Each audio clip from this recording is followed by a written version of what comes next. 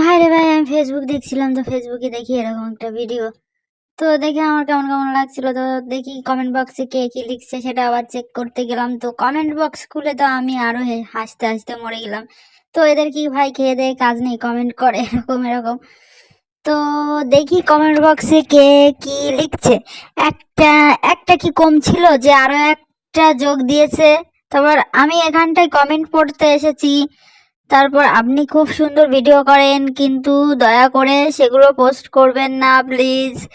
তো দুটোকেও দুটোকে সংরক্ষিত রাখা উচিত মিউজিয়ামে। তো এক তো অনেক কমেন্টই দেখছি, তারপর আবারও ভিডিওটা আবারও চলে আসে। তো ফেসবুক ঘাটলেই তো এই ভিডিওগুলো, এনার ভিডিওগুলো বেশিরভাগই চলে আসে আমারটাই।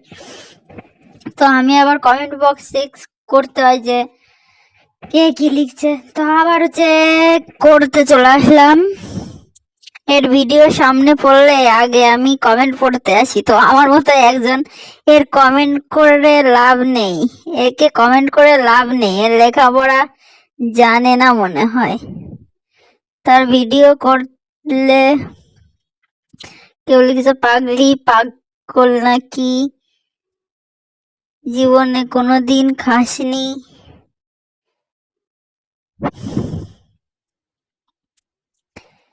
ডক্টর দেখা, তোমার আরো এটা দিয়েছে। তো কমেন্ট পড়তে পড়তে আমার লাইফটা শেষ হয়ে যাবে না। তো যেটুক পারি সেটুক পড়েছিলাম।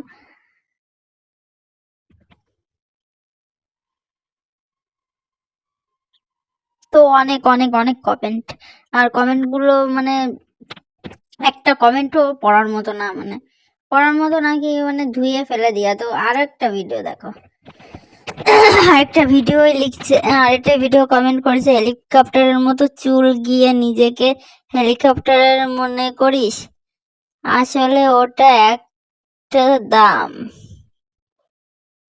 পিছনের ছেলেটা ভাবছে এর আবার কি রোগ হলো রে।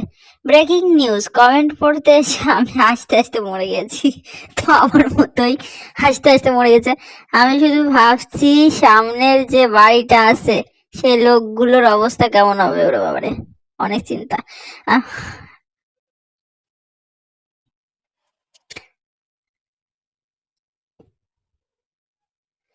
কেউ বলছে কেউ ভাই ওকে থামা।